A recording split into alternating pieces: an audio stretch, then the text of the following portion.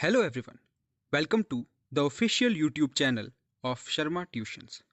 We are going to start our revision series जिसके अंदर हम क्लास 10th साइंस के सारे चैप्टर्स के उन टॉपिक्स को डिस्कस करेंगे जो कि एग्ज़ाम पॉइंट ऑफ व्यू से बहुत इम्पॉर्टेंट हैं। इन सारे टॉपिक्स को CBSE द्वारा प्रोवाइडेड लेटेस्ट रिवाइज्ड सिलेबस और पिछले सालों के सैम्पल पेपर्स के आधार पे सिलेक्ट किया गया है। अब हम बात करते हैं क्लास 10th फिजिक्स की। Chapter number 1, light, reflection and refraction.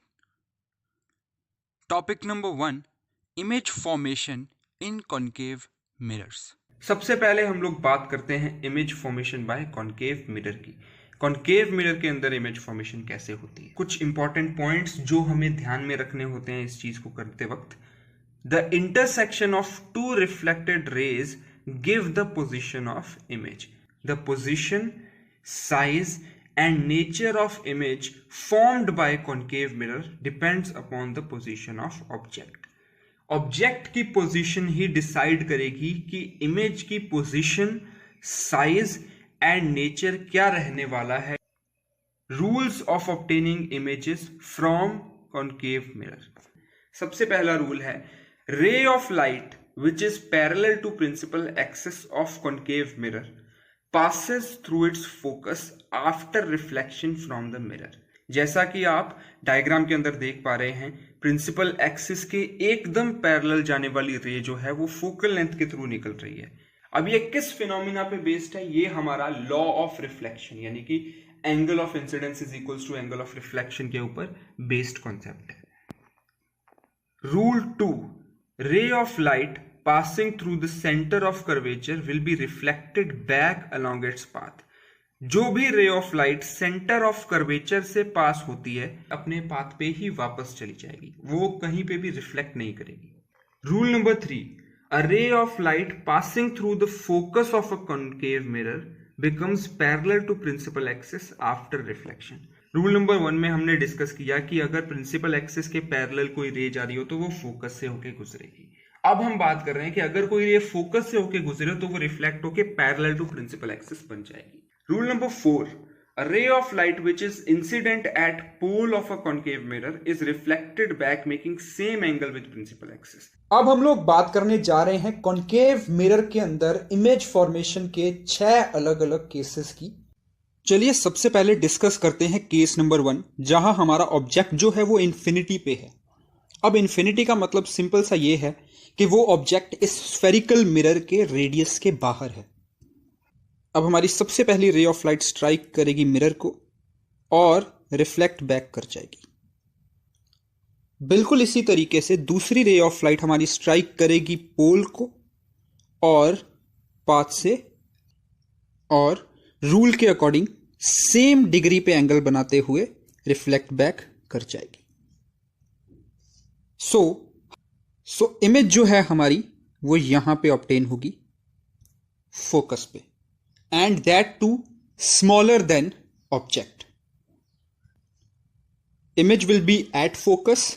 Size की अगर हम बात करें तो हाईली डिमिनिश्ड, एंड नेचर की अगर हम बात करें तो रियल एंड इन्वर्टेड। अब हम लोग बात करते हैं केस नंबर 2 की, when object is beyond C. जब ऑब्जेक्ट जो है वो सेंटर ऑफ कर्वेचर के बियॉन्ड है। पहली जो रे ऑफ लाइट है वो ए बी से पैरेलल टू प्रिंसिपल एक्सिस जाएगी, एंड रूल नंबर 1 के अकॉर्डिंग ये फोकस से रिफ्लेक्ट बैक हो जाएगी।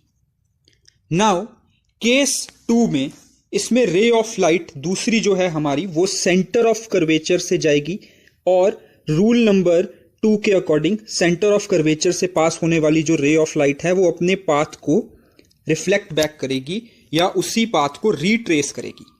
तो जो इमेज है वो हमारी ऑब्टेन होगी between C and F, and the image will be real and inverted. Image between C and F बन रही है। साइज की अगर हम बात करें तो, और नेचर की अगर हम लोग बात करें तो रियल एंड। अब हम लोग बात कर रहे हैं हमारे थर्ड केस की, जब हमारा जो ऑब्जेक्ट है वो सेंटर ऑफ कर्वेचर पे है। इस केस में सबसे पहली रे ऑफ लाइट हमारी ऑब्जेक्ट से पैरेलल टू प्रिंसिपल एक्सिस जाएगी, एंड रूल नंबर 1 के अकॉर्डिंग ये जो रे है ये रिफ्लेक्ट बैक करेगी फोकस से, एंड दूसरी जो रे ऑफ लाइट है हमारी वो फोकस के थ्रू जाएगी और उसी पाथ को रिट्रेस करेगी। Image will be obtained at C. अगर हम साइज की बात करें तो सेम एज ऑब्जेक्ट, और अगर नेचर की बात करें तो रियल एंड इन्वर्टेड। अब हम लोग बात करते हैं हमारे चौथे केस की, जहां हमारा ऑब्जेक्ट सेंटर ऑफ कर्वेचर और फोकस के बीच में है। सबसे पहली रे ऑफ लाइट हमारी ऑब्जेक्ट से होती हुई पैरेलल टू प्रिंसिपल एक्सिस जाएगी, जो कि रूल नंबर 1 के अकॉर्डिंग फोकस के थ्रू पास करेगी। एंड जो दूसरी रे ऑफ लाइट है हमारी, वो हमारी जाएगी सेंटर ऑफ कर्वेचर के थ्रू। अब ये रे ऑफ लाइट क्योंकि ऑब्जेक्ट हमारा आगे है तो थोड़ी अलग तरीके से बनेगी। सबसे पहले हम ऑब्जेक्ट से सेंटर ऑफ कर्वेचर तक उस रे ऑफ लाइट को बनाएंगे, उसके बाद उसे एक्सटेंड करेंगे मिरर तक। Image will be obtained beyond centre of curvature, size of image will B magnified and nature of image will be real and inverted. अब हम लोग बात करते हैं अपने पांचवें केस की, जब हमारा ऑब्जेक्ट फोकस पे मौजूद है। ऐसे केस में हमारी पहली रे ऑफ लाइट ऑब्जेक्ट से पैरेलल टू प्रिंसिपल एक्सिस जाएगी और वो रे रूल नंबर 1 के अकॉर्डिंग फोकस से रिफ्लेक्ट बैक करेगी।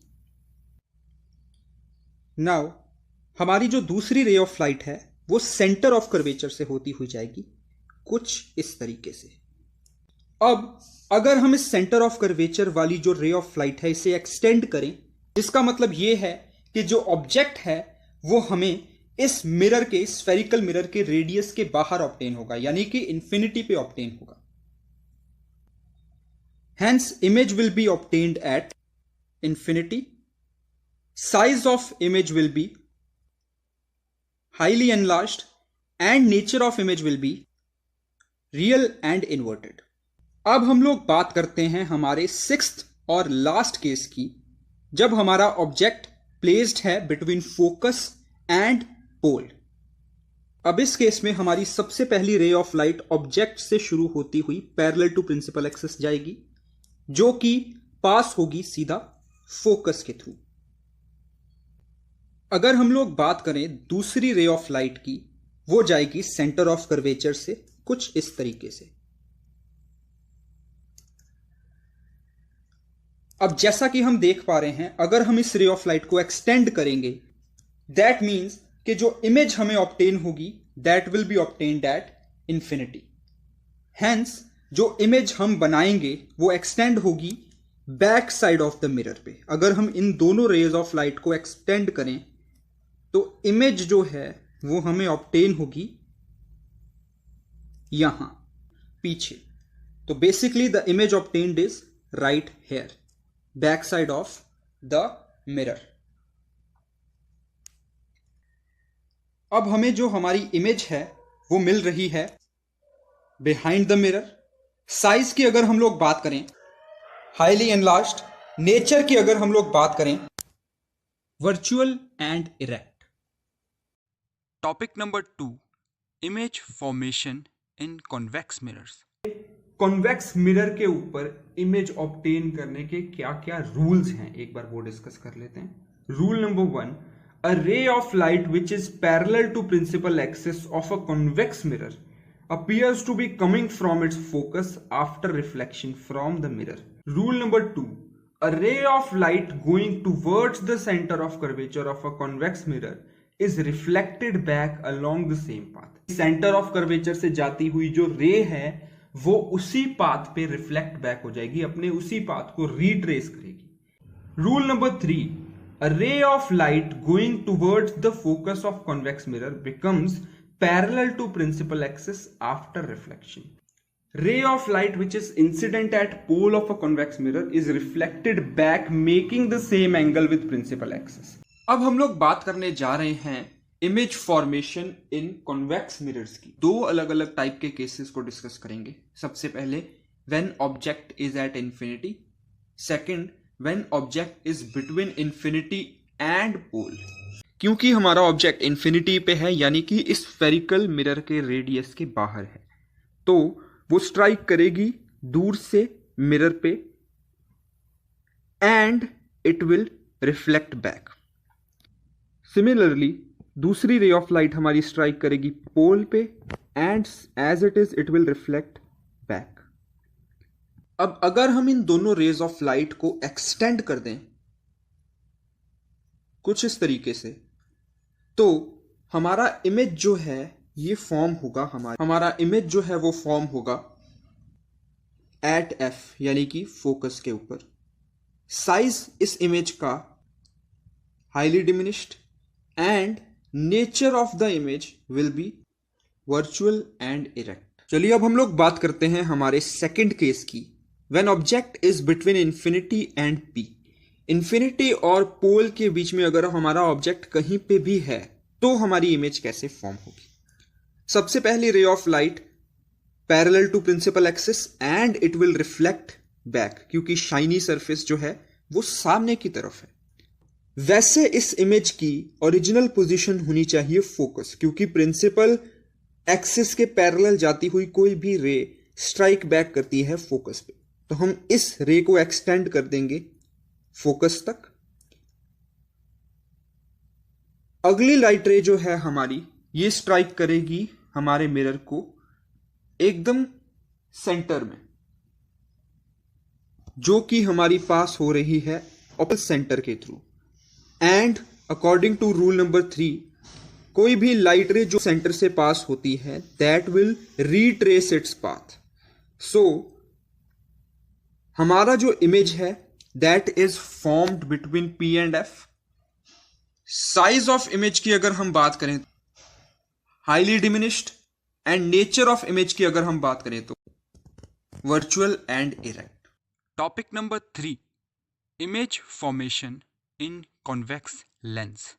जिस तरीके से मिरर के अंदर इमेज ऑब्टेन करने के कुछ सेट ऑफ रूल्स थे, उसी तरीके से लेंसेज के अंदर भी इमेज ऑब्टेन करने के कुछ सेट ऑफ रूल्स हैं। अब वो क्या है, आइए उन्हें डिस्कस करते हैं। रूल नंबर 1, रे of light which is parallel to principal axis of convex lens passes through its focus after refraction through lens। जो भी ray of light principal axis के पैरेलल रहती है वो कॉन्वेक्स लेंस के अंदर फोकस के थ्रू पास होती है। रे of light passing through the optical centre of convex lens will go straight line after refraction through lens. रे ऑफ लाइट जो भी ऑप्टिकल सेंटर से निकलती है वो बिना किसी डेविएशन के, that is in a straight line, move कर जाएगी लेंस के अंदर से। Rule 3, ray of light passing through the focus of convex lens becomes parallel to the principal axis after refraction through lens। अब हम लोग बात करने जा रहे हैं कॉन्वेक्स लेंसेज के अंदर इमेज फॉर्मेशन के अलग अलग केसेस की। कॉन्वेक्स लेंस के अंदर 6 डिफरेंट केसेस हमको डिस्कस करने हैं, जिनमें से सबसे पहला जो केस है that is when object is at infinity. अब इंफिनिटी का मतलब यही है कि ऑब्जेक्ट जो है इसके जो दोनों तरफ शाइनी स्फेरिकल सरफेसेस हैं उनके रेडियस के अगर बाहर है तो वो इंफिनिटी पे है। अब क्योंकि हमारा ऑब्जेक्ट जो है वो इंफिनिटी पे प्लेस्ड है, तो जो लाइट रेज हैं वो किसी डिस्टेंट पोजीशन से, किसी डिस्टेंट पॉइंट से पैरेलल आके गिरेंगी from top and reflect back करेंगी फ्रॉम फोकस। एंड ये रे ऑफ लाइट रिफ्लेक्ट कर जाएगी कुछ इस तरीके से। दूसरी जो रे ऑफ लाइट है हमारी वो ऑप्टिकल सेंटर के थ्रू होते हुए निकलेगी एंड वो कुछ इस तरीके से रिफ्लेक्ट करेगी। नाउ अगर आप क्लियरली ऑब्जर्व कर पा रहे हैं तो हमारी इमेज जो फॉर्म हो रही है वो हो रही है यहां। हमारी इमेज जो है वो हमें ऑब्टेन हो रही है फोकस के ऊपर। साइज की अगर हम बात करें हाईली डिमिनिश्ड एंड नेचर की अगर हम बात करें रियल एंड इन्वर्टेड। अब हम लोग बात कर रहे हैं हमारे सेकंड केस की when object is beyond 2f1, जब हमारा ऑब्जेक्ट 2f1 के पीछे है। अब ऐसे केस में हमारी सबसे पहली जो रे ऑफ लाइट है वो जाएगी parallel to principal axis and वो पास होगी f2 से।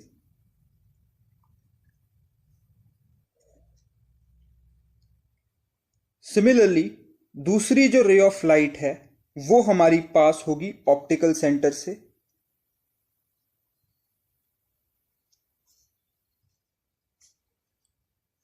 कुछ इस तरीके से। Now as we can clearly observe, हमारी जो इमेज है वो यहां बन रही है between f2 and 2f2। Size की अगर हम बात करें तो डिमिनिश्ड, एंड नेचर की अगर बात करें तो real and inverted. Now let's talk about our third case, जहां हमारा ऑब्जेक्ट जो है दैट इज एट 2f1। ऐसे केस में हमारी सबसे पहली रे ऑफ लाइट जाएगी parallel to principal axis and reflect back करेगी f2 से।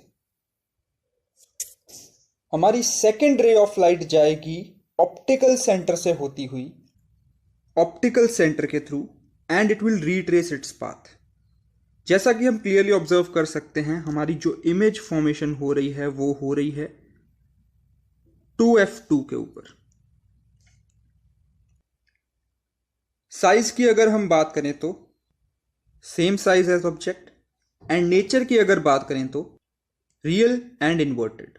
अब हम लोग बात करते हैं हमारे नेक्स्ट केस की, when object is between 2f1 and f1, जब हमारा ऑब्जेक्ट 2f1 और f1 के बीच में प्लेस्ड है। ऐसे केस में हमारी इमेज कहां फॉर्म होगी, आइए देखते हैं। हमारी सबसे पहली रे ऑफ लाइट जाएगी parallel to principal axis and reflect back करेगी फोकस से,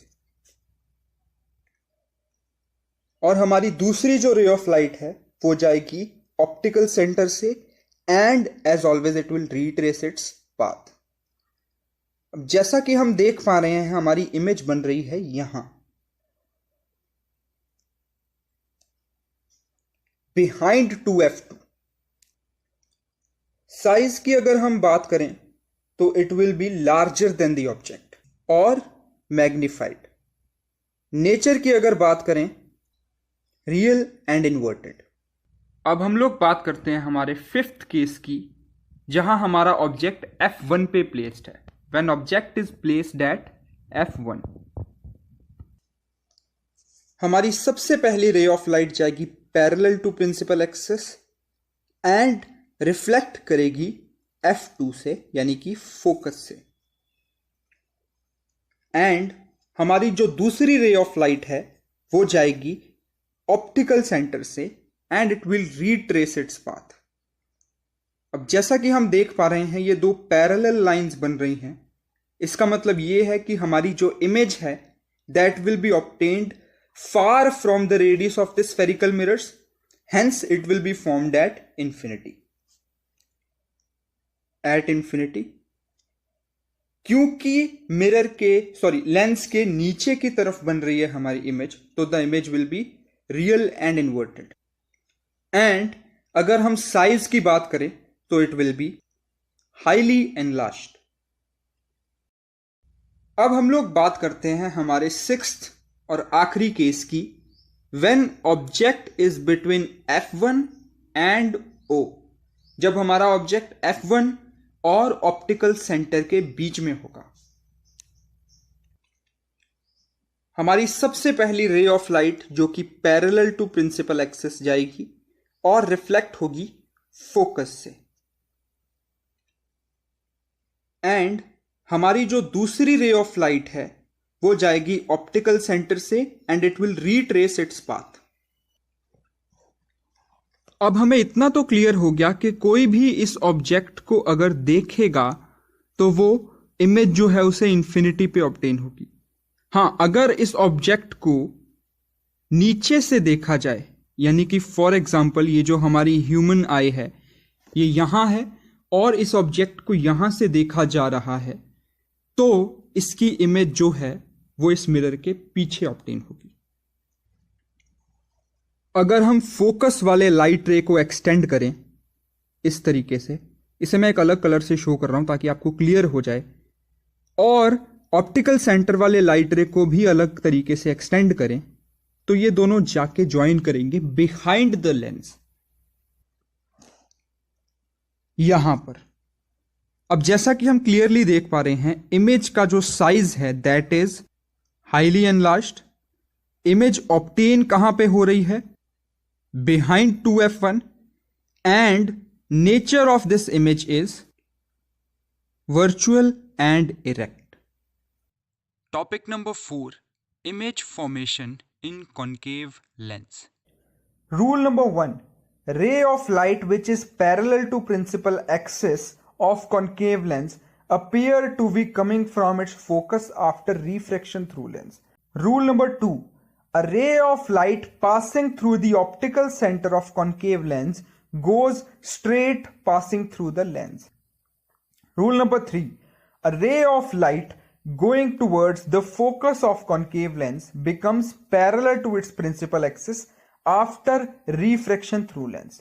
अब इस केस में हमारी जो रेज ऑफ लाइट हैं वो parallel to principal axis strike करेंगी एंड डाइवर्ज कर जाएंगी ऐसे। सिमिलरली एक और रे ऑफ लाइट जो कि parallel to principal axis strike करेगी एंड डाइवर्ज कर जाएगी यहां पे।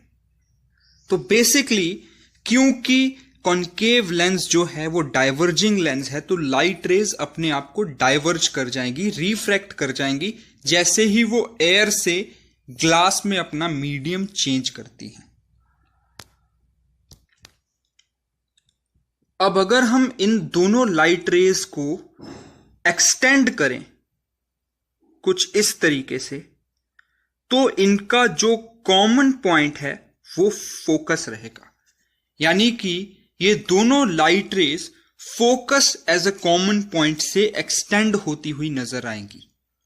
तो बेसिकली इमेज जो है that is obtained at focus, size of image is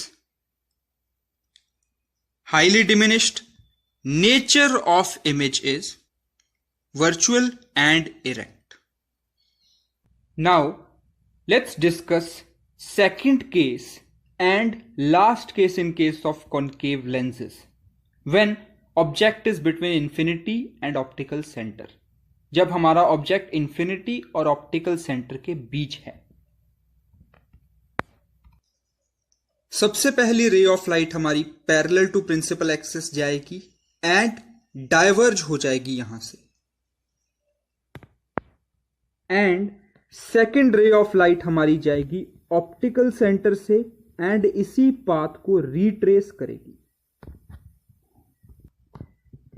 now if we extend the ray which is diverged which was parallel to principal axis, जो ray of light हमारी parallel to principal axis थी और diverge हो गई, अगर हम उसे extend करें तो उसका पॉइंट ऑफ ओरिजिन फोकस रहेगा, यानी कि हमारा जो इमेज है that will be obtained between O and F, optical centre और फोकस के बीच में हमें हमारा इमेज मिलेगा। साइज ऑफ इमेज की अगर बात करें तो स्मॉलर देन ऑब्जेक्ट यानी कि डिमिनिश्ड। नेचर की अगर हम बात करें that will be virtual and erect. Topic number 5, mirror formula. Mirror formula क्या है? The relationship between object and image distance and focal length is known as mirror formula. Mirror formula basically object और image के gap को दर्शाता है, उनके distance को बताता है। फॉर एग्जाम्पल, जैसा कि यहां पे हम लोग देख पा रहे हैं, फॉर्मूला क्या है? 1/f is equals to 1/v plus 1/u। यहां u जो है that is distance of object and v जो है that is distance of mirror, whereas f is focal length. Magnification in mirrors. Mirror formula के बाद magnification दूसरा important concept है हमारे लाइट चैप्टर का। Magnification is expressed as ratio of height of image to height of object. Height of image और height of object का जो ratio है उसे बोला जाता है मैग्निफिकेशन। अब हम लोग देखेंगे कुछ सॉल्व्ड न्यूमेरिकल्स जिनसे हमें ये मिरर फॉर्मूला और मैग्निफिकेशन ऑफ मिरर का कॉन्सेप्ट और अच्छे से क्लियर हो जाए।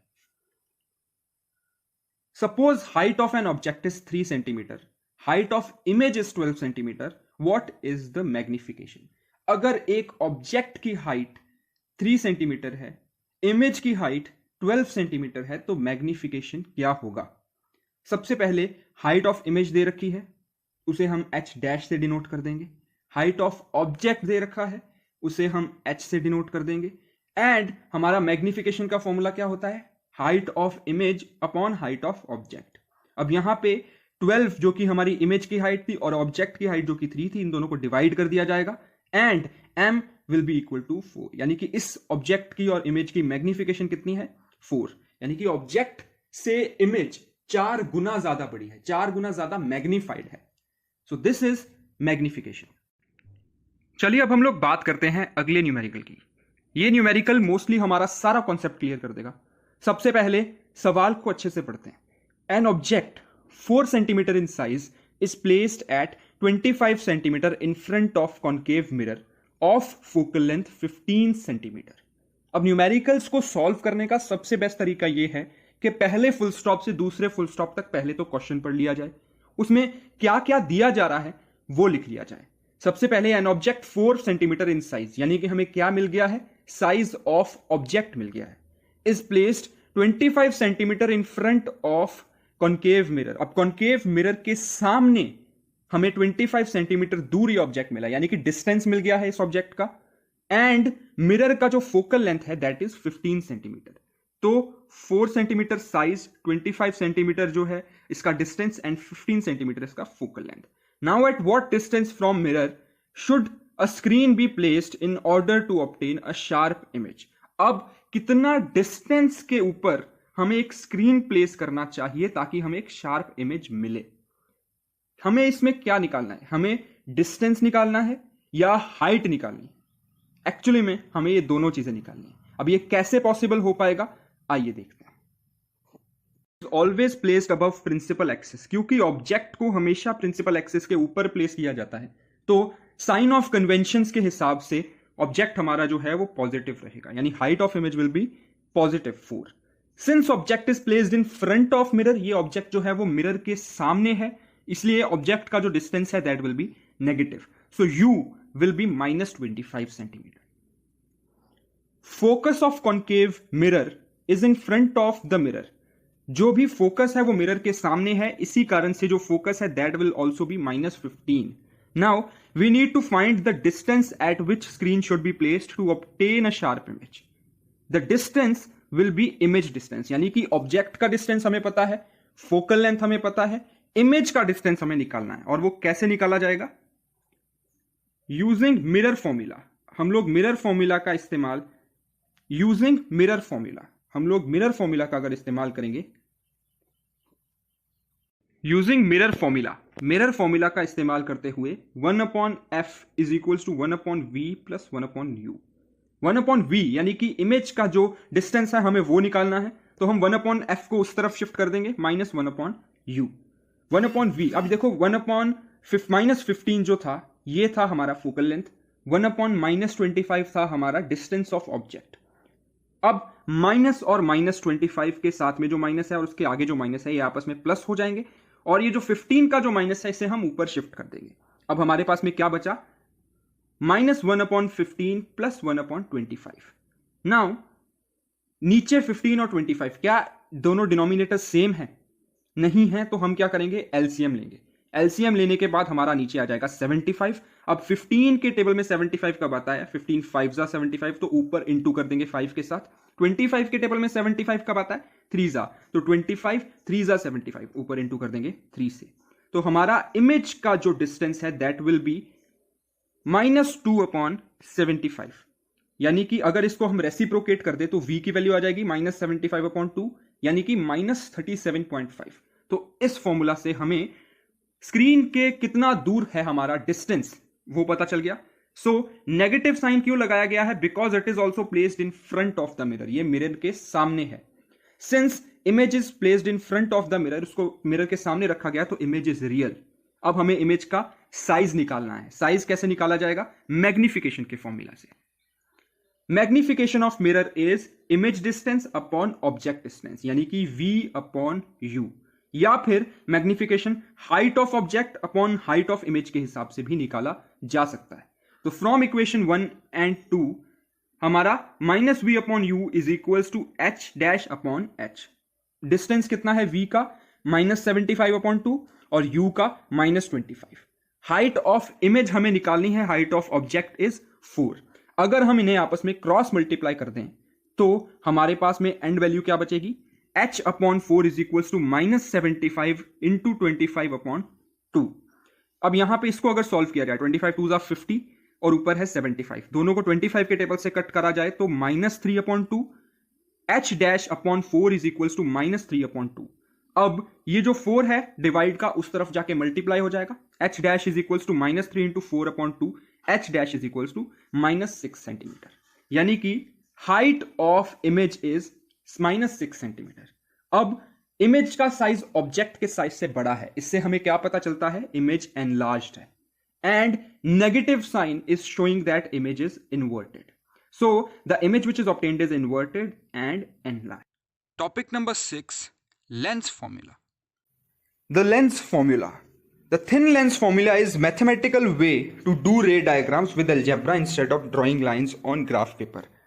रे डायग्राम्स वाले क्वेश्चंस को, यानी कि डिस्टेंस ऑफ ऑब्जेक्ट और मिरर निकालने वाले क्वेश्चंस को सॉल्व करने का ये दूसरा तरीका है, जहां हम एल्जेब्रिकली इन क्वेश्चंस को, इन इक्वेशंस को सॉल्व कर सकते हैं रादर देन रे डायग्राम्स बना के देखना।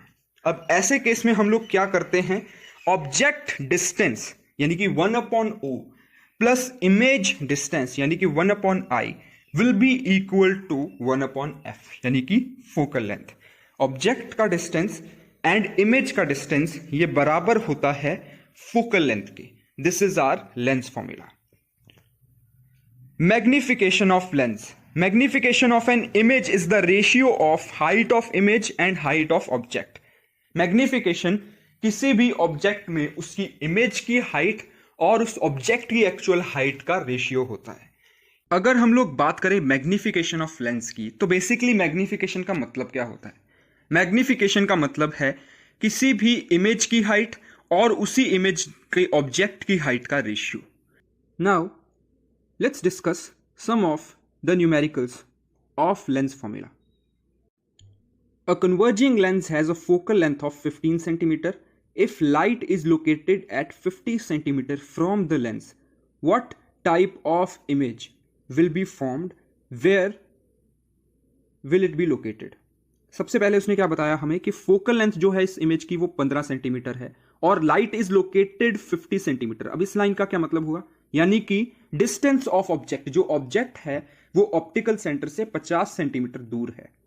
ऐसे केस में जो हमारी इमेज है वो कहां बनेगी और कहां लोकेट करेगी? सबसे पहले हमें क्या क्या गिवन है? फोकल लेंथ दे रखी है हमें 15 centimetre and distance of object दे रखा है हमें 50 सेंटीमीटर। अब सबसे पहले हमें डिस्टेंस ऑफ इमेज निकालना है by lens formula, that is 1 upon distance of object plus 1 upon distance of image is equals to 1 upon F। अब इसमें क्योंकि हमें फोकल लेंथ और डिस्टेंस ऑफ ऑब्जेक्ट दे रखा है तो हम इन्हें कर देंगे माइनस। DI निकालने के लिए 1 अपॉन 15 माइनस 1 अपॉन 50 जो कि हमारा आएगा 0.046। अगर हम इसकी वैल्यू D के फॉर्म में निकालें यानी कि इसको रेसिप्रोकेट कर दें तो हमारी वैल्यू आएगी 21.43, यानी कि हमारी जो इमेज बनेगी वो बनेगी 21.43 सेंटीमीटर्स की। बात करते हैं एक और एग्जांपल की। A pencil of height 14 centimetre is placed in front of a converging lens. An inverted real image of height 43 centimeter is seen on the other side. What is the magnification of the lens? Pencil है जिसकी height हमें दे रखी है 14 centimetre, वो एक converging lens यानी कि एक कॉन्वेक्स लेंस के ऊपर बनी है। अब एक इन्वर्टेड और रियल इमेज बन रही है ऑफ हाइट 43 सेंटीमीटर। एक 43 सेंटीमीटर की इन्वर्टेड रियल इमेज बन रही है, तो हमें मैग्निफिकेशन निकालनी है।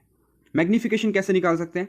Height of image upon height of object. अब हमें हाइट ऑफ इमेज भी दे रखी है 14 centimetre, sorry height of object दे रखी है 14 सेंटीमीटर, हाइट ऑफ इमेज दे रखी है 43 सेंटीमीटर।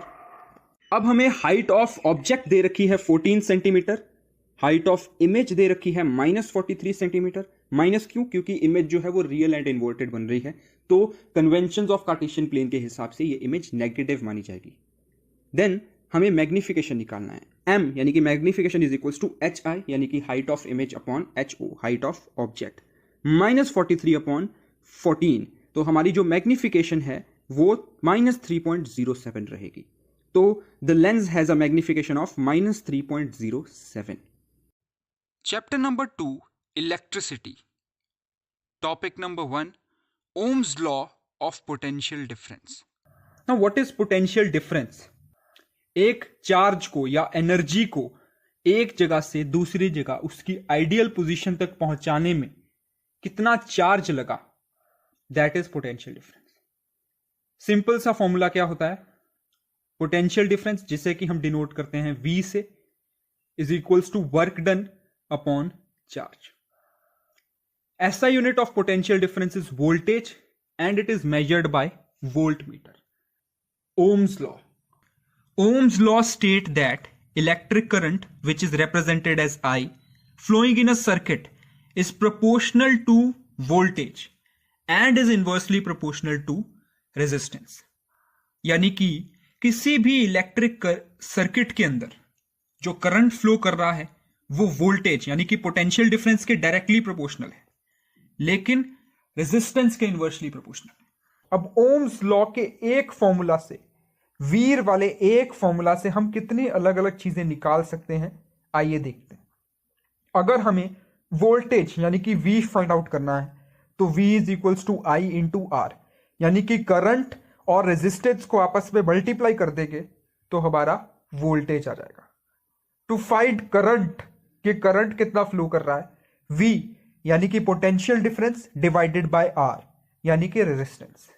और अगर हमें रेजिस्टेंस नहीं फाइंड आउट करनी है तो R is equals to V यानी कि potential difference divided by I यानी कि इलेक्ट्रिक करंट।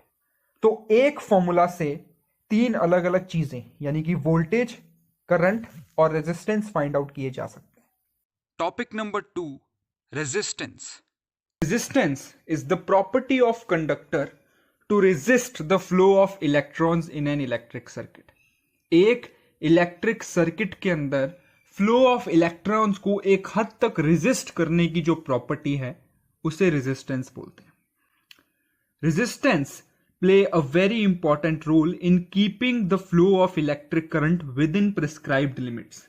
हमारे डोमेस्टिक इलेक्ट्रिक सर्किट्स की अगर हम बात करें तो 220 वोल्ट्स जो है that is the prescribed limit.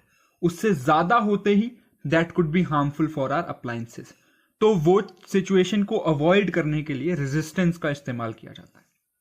According to Ohm's law, resistance is potential difference divided by electric current. Resistance जिसे हम R से डिनोट करते हैं, पोटेंशियल डिफरेंस जिसे वोल्टेज में नापा जाता है V से डिनोट करते हैं, उसको अगर हम डिवाइड कर दें फ्लो ऑफ इलेक्ट्रिक करंट यानी कि I से, तो हमारे पास रेजिस्टेंस आ जाएगी। SI unit of resistance is ohm and it is denoted by the symbol shown below. Factors affecting resistance. अब हर एक इलेक्ट्रिक सर्किट के अंदर रेजिस्टेंस सेम हो ऐसा जरूरी नहीं है। ऐसे बहुत सारे फैक्टर्स हैं जिससे रेजिस्टेंस के कम या ज्यादा होने पे असर पड़ता है। उनमें से सबसे पहले चार जो मेन फैक्टर्स हैं वो हैं length of material, area of cross section, temperature and type of material. Length of material मतलब क्या होता है? जितना ज्यादा लंबा मटेरियल होगा उतनी ज्यादा रेजिस्टेंस मिलती है। Longer the material greater is the resistance. Area of cross section, area of cross section का मतलब है जितना ज्यादा एरिया होगा इलेक्ट्रॉन्स के फ्लो के लिए उतना ही कम रेजिस्टेंस, यानी कि ये इनवर्स है कि larger the area less is the resistance. Temperature, जितना ज्यादा टेम्परेचर होगा उतना ज्यादा रेजिस्टेंस होगा। बिकॉज इंक्रीज इन टेम्परेचर से जो इलेक्ट्रॉन्स हैं उनके फ्लो को एक एक्सटर्नल एनर्जी, एक काइनेटिक एनर्जी मिलती है, जिसके कारण वो जो रेजिस्टेंस है वो बढ़ जाता है। काइंड ऑफ मटेरियल, अब मटेरियल कौन से टाइप का है? फॉर एग्जाम्पल अगर मेटल है तो उसके अंदर से ज्यादा रेजिस्टेंस होगी। ऑब्वियस सी चीज है, मेटल्स में भी अलग अलग कैटेगरीज है बेस्ड ऑन देयर रिएक्टिविटी। तो ये जो रिएक्टिविटी है इस चीज को ध्यान में रखते हुए अलग अलग तरीके के मेटल्स के अंदर रेजिस्टिविटी अलग अलग होती है।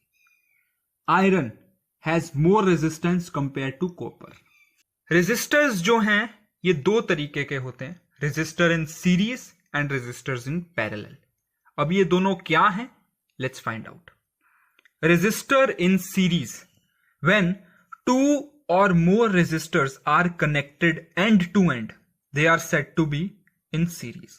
जब हम दो या दो से ज्यादा रेजिस्टर्स को एक सीरीज के अंदर यानी कि एंड टू एंड लगाते हैं, that is known as resistor in series.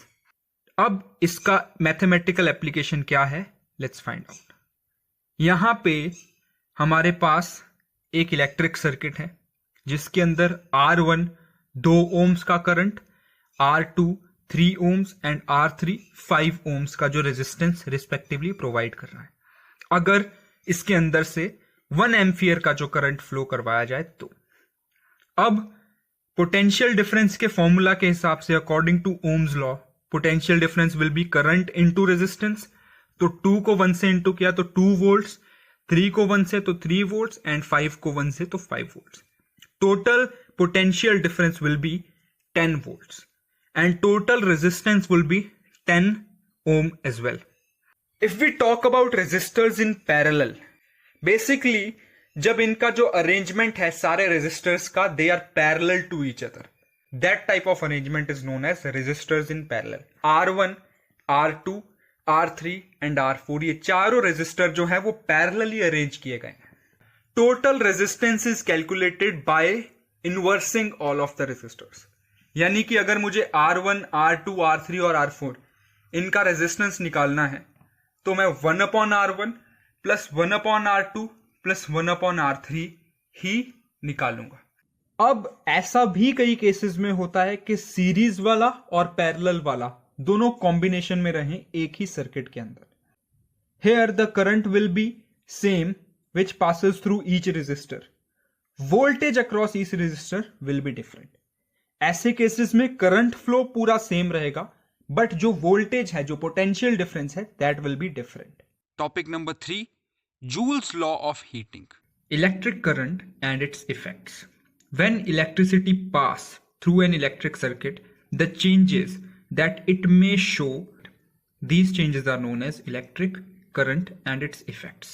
अब mainly there are 3 different types of electric currents: magnetic effect, chemical effect and heating effect. अब heating effect of electric current जो है वो किस प्रिंसिपल पे based है? That is based on Joule's law of heating. Now Joule's law states that heat produced in a resistor is directly proportional to the square of current.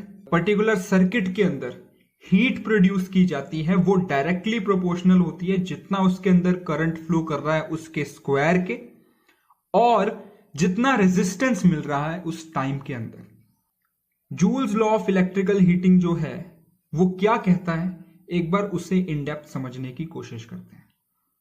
The heating effect of electric current is basically dependent on 3 factors. ये 3 अलग अलग factors के ऊपर depend करता है। सबसे पहले तो रेजिस्टेंस, कितना रेजिस्टेंस है उस इलेक्ट्रिक सर्किट के अंदर, किस अमाउंट का करंट फ्लो कर रहा है और कितना टाइम के लिए कर रहा है। Basically resistance, current and time, ये तीनों चीजें जो हैं वो हीट के डायरेक्टली प्रोपोर्शनल होती हैं।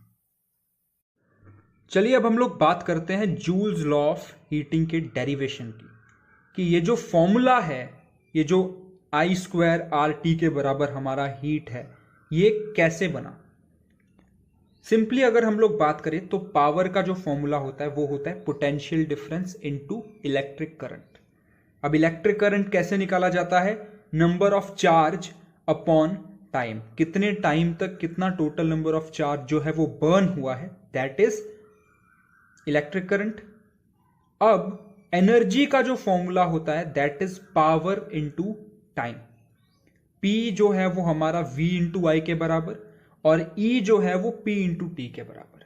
अब V इंटू आई को मैं P से रिप्लेस कर सकता हूं, तो मेरा फॉर्मूला क्या बन गया, E is equals to V into I into T. तो V आई टी बेसिकली जो है वो फॉर्मूला बन गया हमारा। अब मैंने क्या किया, V जो कि पोटेंशियल डिफरेंस है उसे IR से रिप्लेस कर दिया, वीर वाला formula, Ohm's law.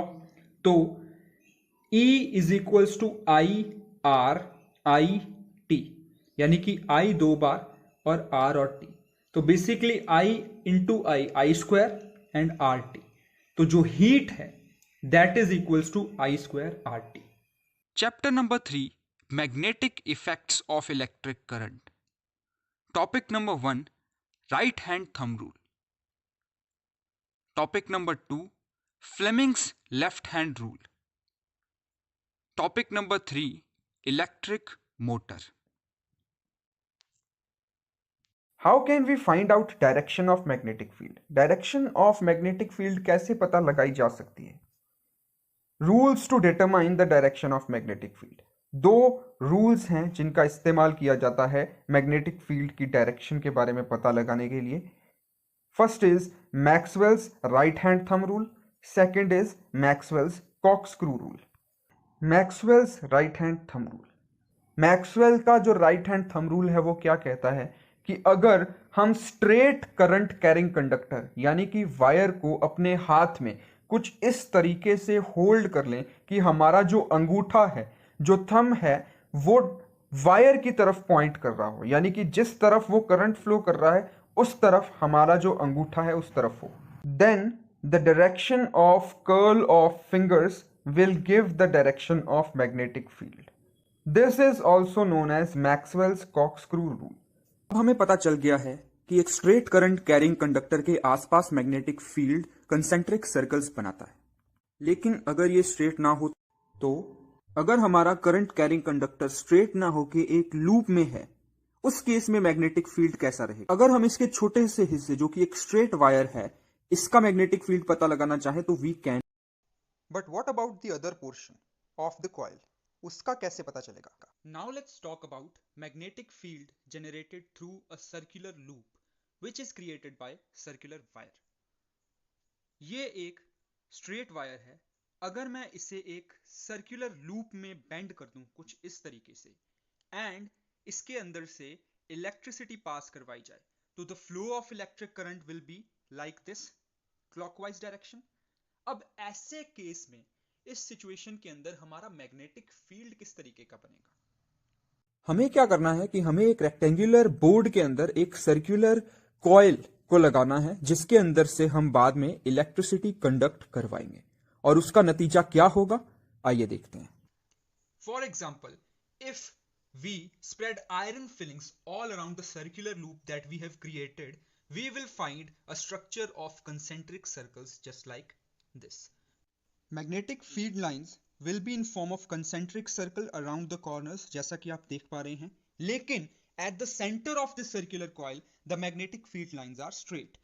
Topic number 2, Fleming's left hand rule. Fleming's left hand rule, Fleming's left hand rule की मदद से ही हमें direction of magnetic field, direction of current और उसके हिसाब से फोर्स ऑफ कंडक्टर किस तरफ लग रहा है ये पता चलता है। It states that forefinger, thumb and middle finger of the left hand, if stretched mutually perpendicular to each other, such that the forefinger points towards the direction of magnetic field, middle finger indicates the direction of current, then the thumb will point towards direction of force acting on the conductor. बहुत simple सी चीज है। हम लोग क्या कर रहे हैं, हमारे थंब, हमारे फोर फिंगर और हमारे मिडिल फिंगर को इस तरीके से एक्सटेंड कर रहे हैं कि वो म्यूचुअली परपेंडिकुलर हो जाएं। अब ऐसे केस में हमारी फोर फिंगर जो है ये डायरेक्शन ऑफ मैग्नेटिक फील्ड दिखाएगी, मिडिल फिंगर जो है ये डायरेक्शन ऑफ इलेक्ट्रिक करंट दिखाएगी, एंड हमारा थंब जो है ये force exerted on current carrying conductor दिखाएगा। अब जैसा कि हमने डिस्कस किया अभी थोड़ी देर पहले कि ये फोर्स जो है किसी भी करंट कैरी कंडक्टर पे हाईएस्ट कब होता है? हाईएस्ट तब होता है जब ये राइट एंगल पे हो, 90 डिग्री पे हो। Topic number 3, electric motor. A motor is a rotating device which converts electrical energy into mechanical energy. ये वो रोटेटिंग डिवाइस है जो इलेक्ट्रिकल एनर्जी को मैकेनिकल एनर्जी में बदलने में मदद करती है। They are used in electric fans, refrigerators, washing machine, mixer, etc. तो चलिए अब हम जरा बात कर लेते हैं पार्ट्स ऑफ इलेक्ट्रिक मोटर के बारे में। A simple motor has the following parts: a power supply, mostly DC for simple motors. किसी भी इलेक्ट्रॉनिक अप्लायंस के अंदर मोस्टली दो तरीके के पावर सप्लाईज होते हैं, AC एंड DC। अब ये दोनों क्या है और ये कैसे काम करते हैं हम आगे के चैप्टर में डिस्कस करेंगे। फिलहाल हम जरा बात कर लेते हैं इसके बाकी के पार्ट्स की। Field magnet, it could be a permanent magnet और an electromagnet depending on the condition. An armature और rotator, a commutator, brushes and axle. सबसे पहले power source. A simple motor usually has a DC power source. DC मतलब होता है direct current. Direct current मतलब कि सीधा इसके अंदर जो करंट फ्लो करता है। It supplies the power to motor, armature और फील्ड कॉइल्स। ये हमारे मोटर के अंदर आर्मेचर को और फील्ड कॉइल्स को पावर सप्लाई करता है। Commutator, it is the rotating device of armature coil with a stationary circuit. Armature coil के अंदर कम्यूटेटर एक रोटेटिंग कॉइल होता है। Commutator is the rotating interface of armature coil with a stationary circuit. Commutator वो rotating interface है armature का जिसके अंदर एक स्टेशनरी सर्किट होता है, यानी कि मोटर के अंदर बाकी के सारे हिस्से स्टेशनरी हैं। Commutator is the portion that keeps rotating. Field magnet, the magnetic field helps to produce a torque on rotating armature coil by the help of Fleming's left hand rule. अब हर एक इलेक्ट्रिक मोटर के अंदर कुछ field magnets लगाए जाते हैं ताकि इसके रोटेशन में जनरेट करने वाली फोर्स मिल पाए, वो टॉर्क मिल पाए, जिसकी application Fleming's left hand rule के हिसाब से की जाती है। Armature core, it holds the armature coil in place and provides mechanical support. ये आर्मेचर कॉइल को उसकी जगह पे होल्ड करके रखने में मदद करता है और उसे मैकेनिकल सपोर्ट प्रोवाइड करता है। Armature coil, it helps the motor to run. Motor armature coil की मदद से चलती है। Brushes, it is the device that conducts current between stationary wires and moving parts, mostly the rotating shaft. ये वो device है जो करंट को कंडक्ट करती है स्टेशनरी वायर्स और मूविंग पार्ट्स के बीच में से। Insulated copper wire, a rectangular coil wire ABCD, इसके अंदर प्लेस किया जाता है। Magnet poles, a magnet as placed above north pole and south pole, this creates the magnetic field. जो मैग्नेट इसके अंदर प्लेस किया जाता है वही इसके अंदर मैग्नेटिक फील्ड बनाने के लिए रिस्पॉन्सिबल होता है।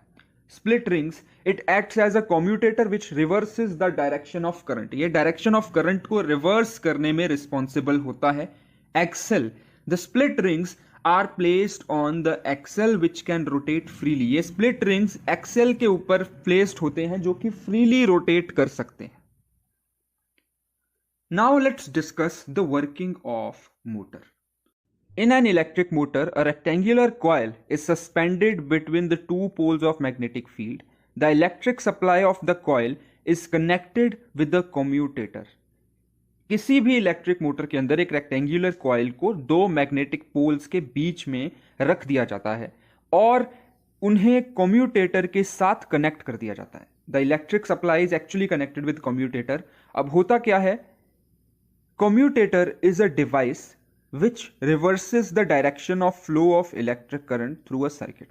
commutator एक ऐसे डिवाइस है जो डायरेक्शन इलेक्ट्रिक करंट के फ्लो की रिवर्स कर देता है किसी भी इलेक्ट्रिक सर्किट के अंदर। When electric current is supplied to the coil of electric motor, it gets deflected because of magnetic field.